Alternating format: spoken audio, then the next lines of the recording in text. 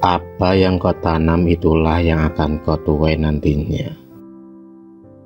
Pepatah ini mungkin cocok untuk seorang dukun sakti yang bernama Mbah Suro. Meski umurnya belum terlalu tua, tapi sebutan kata-kata Mbah cocok untuk laki-laki berumur 50 tahun ini. Perangainya yang tinggi besar, berkulit hitam, sangat disegani orang-orang di kampungnya. Selain itu, Mbah Suro merupakan dukun sakti. Kesaktiannya tersohor hingga ke pelosok-pelosok desa. Maka, tak jarang pasien-pasiennya rela antri hingga berhari-hari. Sebenarnya Mbah Suro merupakan sosok kepala rumah tangga yang keras dan suka menang sendiri. Sifatnya itu berbeda saat Mbah Suro melayani tamu-tamunya dengan ramah tamah dan bertutur kata yang lembut. Suatu malam, yang tepatnya malam Selasa Kliwon, Mbah Suro melakukan suatu ritual dengan cara menyembelih ayam cemani yang konon dapat menambah kesaktian ilmunya.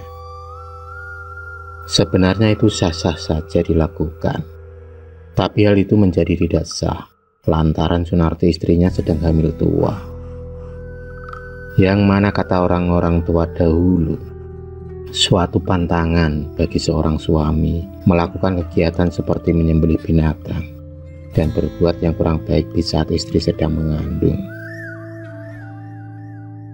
Karena itu akan berimbas kepada calon jabang bayinya. Nyiminah, selaku ibu Mbah Suro, sudah sering melarang anaknya untuk menghentikan ritual-ritual yang menyesatkan saat istrinya sedang mengandung. Namun ucapan ibunya itu tak pernah digubrisnya. Hingga hari itu pun tiba, hari kelahiran anak pertama Mbah Suro dan Sunarti. Di atas tempat tidur sederhana itulah, dengan dibantu seorang dukun bayi, tangisan bayi pertamanya terdengar. Bayi kecil yang diberi nama Mayang Sari. Nama yang begitu cantik dan indah. Tapi sayangnya nama itu tak sesuai dengan wajahnya. Karena sejak lahir, Mayang Sari mempunyai kulit hitam yang berbulu halus. Tak hanya itu saja, punggung Mayang Sari juga terdapat punuk seperti unta. Matanya menonjol dan giginya yang tonggos. Entah dosa apa yang diperbuat hingga mendapat wajah yang begitu buruk. Mayang Sari tak pernah keluar rumah, karena siapa saja yang melihat wajahnya, mereka akan lari ketakutan. Hingga akhirnya dia pun tidak diizinkan Mbah Suro untuk keluar rumah.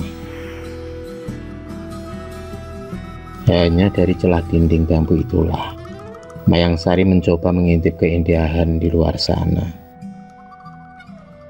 Dia seperti burung di dalam sangkar. Bulu-bulu yang ada di tubuhnya semakin lama semakin lebat.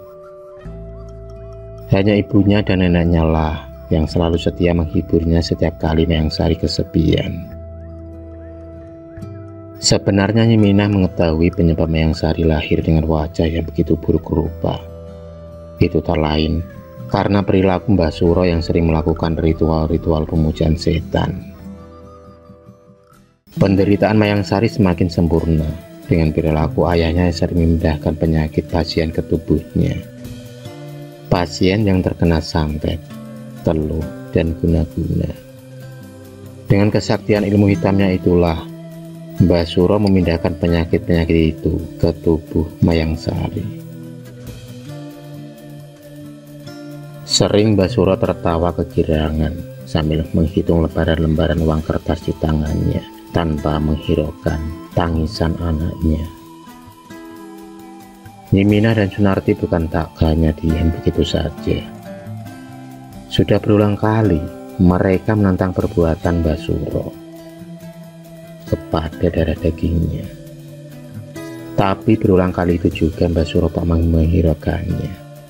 Dia hanya tertawa terbahak-bahak tanpa ada rasa bersalah sedikit pun. Sunarti tak sanggup lagi hidup bersama suaminya. Dia pun memutuskan untuk meninggalkan rumah dan meninggalkan Mayang Sari. Sebenarnya Sunarti sudah berusaha membawa anaknya pergi, tapi tentu saja Mbah Suro tak akan mengizinkannya. Itu karena Mayang Sari dijadikan perantara ilmunya. Mayang Sari hanya bisa menangis dan menangis. Dan pada akhirnya neneknya juga tak bisa menjaganya lagi, karena Nyimina menghembuskan nafas terakhirnya.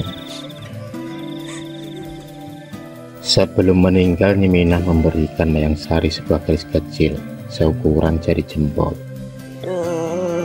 Pakailah benda ini jika waktunya tiba. Mayang Sari hanya mengangguk tanpa tahu apa kegunaan keris kecil tersebut. Kini, Mayang Sari hanya hidup dengan ayahnya. Ayah yang selalu bersikap kasar dan semena-mena. Kasih sayang yang harus didapatkannya itu berbanding terbalik sampai bertahun-tahun lamanya. Tubuh Mayang sendiri semakin lama semakin sakit. Itu karena penyengat cincin yang dipindahkan dari tubuh pasien Mbah Suro ke tubuh Mayang Sari. Suatu hari, Mayang Sari sudah tak kuat lagi menghadapi perilaku bengis ayahnya. Malam itu, ayahnya sedang tertidur pulas. Mayang Sari pun berjalan mengendap-endap. Dia memberanikan diri pergi dari rumah untuk mencari keberadaan ibunya. Dengan memakai kerudung warna coklat untuk menutupi wajahnya, dia akhirnya bisa lari hingga sejauh 10 km. Lega, senang, akhirnya dia bisa menghirup udara bebas. Pagi pun tiba. Mayang, buatkan bapak kopi. Mayang, buatkan bapak kopi. Mayang, buatkan bapak kopi. Suara lantang itu pun keluar dari mulut Mbah Suro hingga berulang kali. Namun, tak ada jawaban dari mulut Mayang Sari. Detik itu juga Mbah Suro murka dan kemarahannya pun memuncak ketika tahu kalau Mayang Sari sudah kabur dari rumah. Mbah Suro kemudian mencoba mengeluarkan segala kesaktiannya untuk mencari keberadaan Mayang Sari. Tapi itu semua percuma. Bak ditelan bumi, Mayang Sari menghilang begitu saja tanpa meninggalkan jejak sedikit pun. Di sisi lain, Mayang Sari menjadi lebih kuat. Dia pun mampu berlari dan menghilang. Ternyata cincin jati itu mampu dikendalikan oleh Mayang Sari semenjak dia menyimpan keris kecil pemberian dari neneknya. Tak terasa Mayang Sari berjalan begitu jauh. Sementara Mbah Suro tak ada lagi tempat untuk menampung cincin pasiennya. Cincin itu pun dibiarkan berkeliaran di dalam rumah dan menghuni apa saja yang ada di dalamnya. Dulu cincin itu tersimpan rapat dalam tubuh anaknya. Kini, cincin tersebut berkeliaran di sekeliling rumah. Mayang Sari mampu hidup sendirian. Kerasnya hidup mengajarkan dia untuk mandiri. Hingga pada suatu hari, dia bertemu dengan seorang kakek yang begitu bersahaja. Kakek tersebut berjalan memakai tongkat. Kakek itu seolah tahu kalau di tubuh Mayang Sari bersemayam ratusan jin. Yang akhirnya mereka berdua pun ngobrol panjang lebar. Bapakmu sapa, Nduk? Suro, Mbah. Orang-orang sering menyebutnya dengan nama Mbah Suro, jawab Mayang Sari. Seketika itu juga kakek tua yang bernama Mbah Warsito itu pun terperanjat. Yang ternyata Mbah Suro adalah muridnya yang membangkang. Dia kabur mencuri ilmu kitab wasiat leluhurnya. Mbah Warsito begitu merasakan kepedihan Mayang Sari. karena Mbah Warsito sendiri mengetahui akan dahsyatnya ilmu tersebut bila jatuh kepada orang yang salah.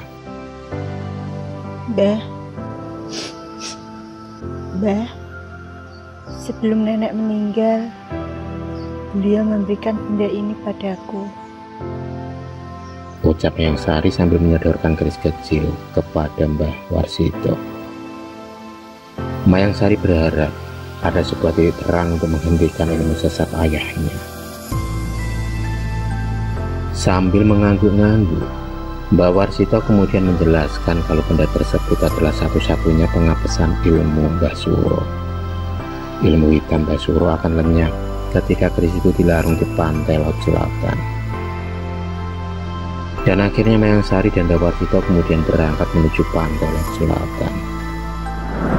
Sesampai di tempat tujuan, Mbah Warsito segera membungkus keris tersebut dengan kain kafan, kemudian membacakan rapalan mantra. Kemudian keris itu pun dilarung. Di sisi lain, Mbah Suro merasa seperti orang linglung. Ilmunya hilang dengan sekejap. Kini hidupnya sengsara sepedang kara. Tubuhnya kurus, kulitnya kusut, karena sukmanya disedot cincin penghuni rumahnya. Sedangkan hidup Mayang Sari menjadi bahagia, dan tak ada lagi bayang-bayang bapaknya yang selama ini menyiksa dirinya.